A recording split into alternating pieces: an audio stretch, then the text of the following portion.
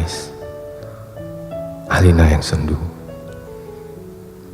Akan kuceritakan padamu bagaimana aku mendapatkan senja itu untukmu.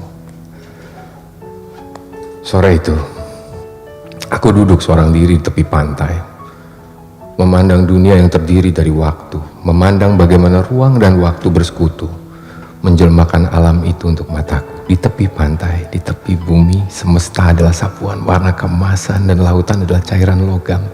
Meski buih pada debur ombak yang menghepas itu tetap saja putih seperti kapas.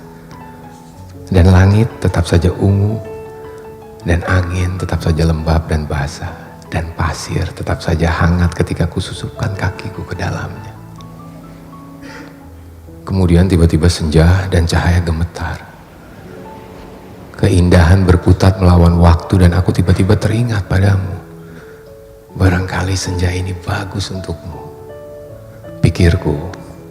Maka aku potong senja itu sebelum terlambat. Ku kerat pada 4 sisi lantas ku masukkan dalam saku. Dengan begitu keindahan itu bisa abadi dan aku bisa memberikannya padamu.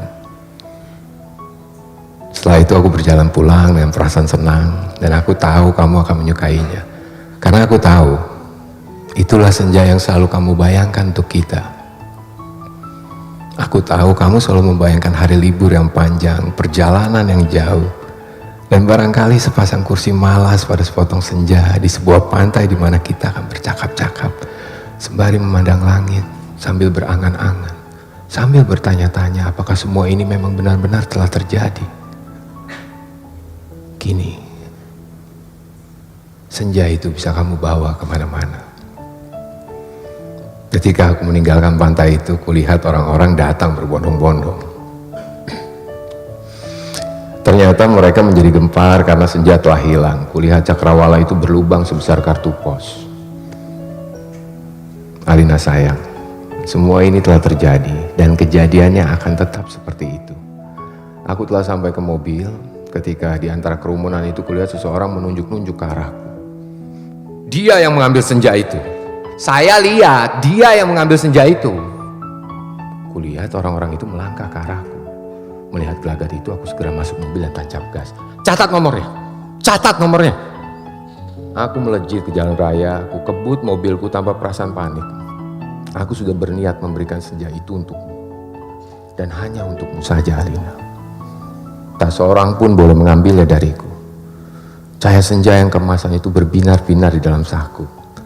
Aku merasa cemas karena meskipun kaca mobilku gelap, tapi cahaya senja itu tentu cukup terang dilihat dari luar. Dan ternyata cahaya senja itu memang menembus segenap celah dalam mobilku sehingga mobilku itu meluncur dengan cahaya cemerlang ke aspal maupun ke angkasa. Dari radio yang kusetel aku tahu, berita tentang hilangnya senja telah tersebar kemana-mana. Dari televisi, dalam mobil, bahkan kulihat potretku sudah terpampang. Aduh, baru hilang 1 senja saja sudah paniknya seperti itu. Apa nggak bisa nunggu besok? Bagaimana kalau setiap orang mengambil senja untuk pacarnya masing-masing? Barangkali memang sudah waktunya dibuat senja tiruan yang bisa dijual di toko-toko, dikemas dalam kantong plastik dan dijual di kaki lima. Sudah waktunya senja diproduksi besar-besaran supaya bisa dijual anak-anak pedagang asongan di perempatan jalanan. Senja, cuma 1.003. Di jalan tol mobilku melaju masuk kota.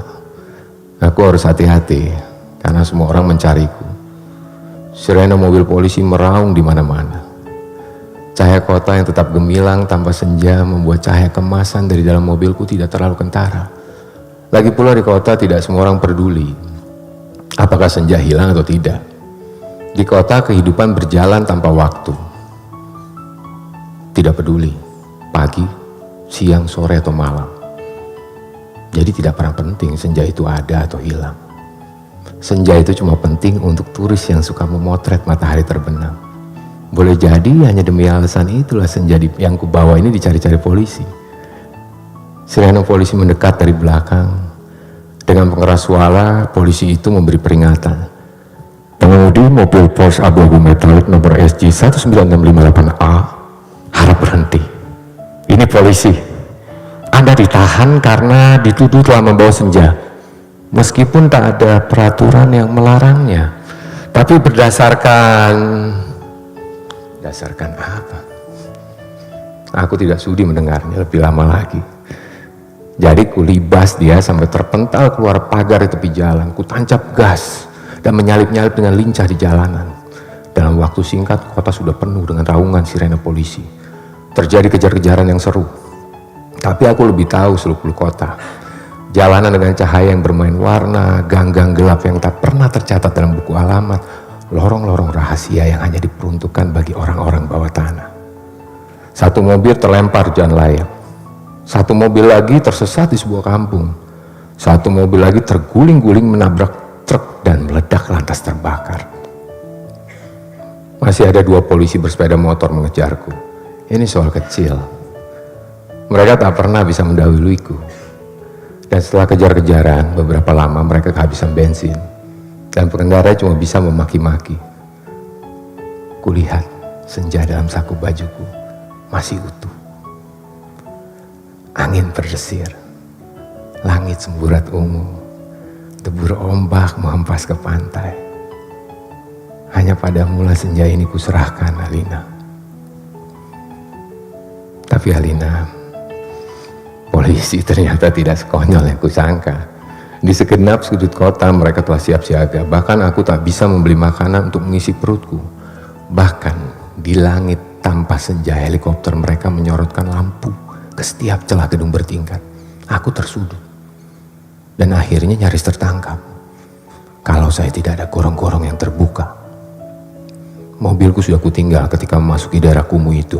Aku berlari di antara gudang, rumah tua, tiang, serta temali-temali. Terjatuh di atas sampah, merayapi tangga-tangga reot sampai seorang gelandangan menuntunku ke suatu tempat yang takkan pernah kulupakan dalam hidupku. Masuklah, katanya tenang. Di situ kamu aman. Ia menunjuk gorong-gorong yang terbuka itu. Ada tikus keluar dari sana. Baunya bacin dan pesing. Kutengok ke bawah, kulihat kelelawar bergantungan. Aku ragu-ragu. Namun deru helikopter dengan lampu sorot yang mencari-cari itu melenyapkan keraguanku. Masuklah. Kamu tidak punya pilihan lain. Dan gelandangan itu mendorongku. Aku terjerembab jatuh. Bau busuknya bukan main. Gorong-gorong itu segera tertutup dan kudengar gelandangan itu merebahkan diri di atasnya. Lampu sorot helikopter menembus celah gorong-gorong, tapi tak cukup untuk melihatku. Kuraba senja dalam kantongku. Cahayanya yang merah kemas-emasan membuat aku bisa melihat dalam kegelapan. Aku melangkah dalam gorong-gorong yang rupanya cukup tinggi juga. Kusibakkan kelawar-kelawar bergantungan yang entah mati entah hidup itu. Kulihat cahaya putih di ujung gorong-gorong. Air busuk mengalir setinggi lutut, namun makin ke dalam makin surut. Di tempat yang kering, kulihat anak-anak gelandangan duduk-duduk maupun tidur-tiduran. Mereka berserakan, memeluk rebana dengan mata yang tidak memancarkan kebahagiaan. Aku berjalan terus melangkahi mereka dan mencoba bertahan. Betapapun ini lebih baik daripada aku harus menyerahkan senja, Alina. Di ujung gorong-gorong, di tempat cahaya putih itu, ada tangga menurun ke bawah. Kuikuti tangga itu. Cahayanya semakin terang dan semakin benderang. Astaga. Kamu boleh tidak percaya, Alina, tapi kamu akan terus membacanya. Tangga itu menuju ke mulut sebuah gua. Dan tahukah kamu ketika aku keluar dari gua itu, aku ada di mana? Di tempat yang persis sama dengan tempat di mana aku mengambil senja itu untukmu, Alina. Sebuah pantai dengan senja yang bagus, ombak, angin, dan kepak burung. Tak lupa cahaya kemasan dan bias ungu pada mega-mega yang berarak bagaikan aliran mimpi.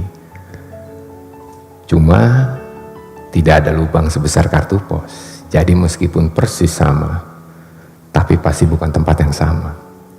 Tempatnya saja di dalam gorong-gorong. Aku berjalan ke tepi pantai, tenggelam dalam guyuran alam yang perawan. Nyiur tentu saja, matahari, dan dasar lautan yang bening dengan lidah ombak yang mendesis-desis. Tak ada cottage, tak ada barbecue, tak ada marina. Semua itu memang tidak perlu. Senja yang bergetar melawan takdir membiaskan cahaya keemasan ke tepi semesta. Aku sering malu sendiri melihat semua itu, Alina. Apakah semua itu mungkin diterjemahkan dalam bahasa? Sambil duduk di tepi pantai, aku berpikir-pikir, untuk apakah semua ini kalau tidak ada yang menyaksikannya? Setelah berjalan ke sana kemari, aku tahu kalau dunia dalam gorong-gorong ini kosong, melompong. Tak ada manusia, tak ada tikus, tak ada dinosaurus. Hanya burung yang berkepak, tapi ia sepertinya bukan burung yang bertelur dan membuat sarang. Ia hanya burung yang dihadirkan sebagai ilustrasi senja. Ia hanya berkepak dan berkepak terus di sana. Aku nggak habis pikir, Alina. Alam seperti ini dibuat untuk apa?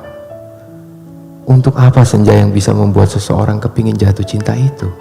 Jika tak ada seekor dinosaurus pun untuk menikmatinya. Sementara di atas sana orang-orang ribut kehilangan senja. Jadi begitulah, Alina.